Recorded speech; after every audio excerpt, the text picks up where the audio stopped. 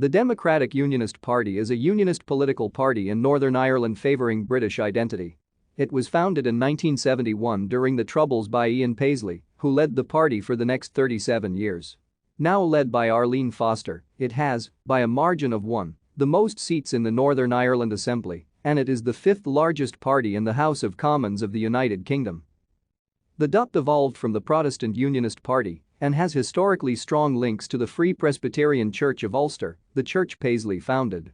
During the Troubles, the DUP were opposed to power sharing with Irish nationalists or Republicans as a means of resolving the conflict and likewise rejected attempts to involve the Republic of Ireland in Northern Irish affairs. It campaigned against the Sunningdale Agreement of 1973, the Anglo-Irish Agreement of 1985, and the Good Friday Agreement of 1998. In 2006, the DUP co-signed the St. Andrews Agreement and agreed to share power with the Republican Party Sinn Féin, who agreed to support the police service, courts, and rule of law. The party has been linked to various loyalist paramilitary groups, namely Ulster Resistance and Third Force.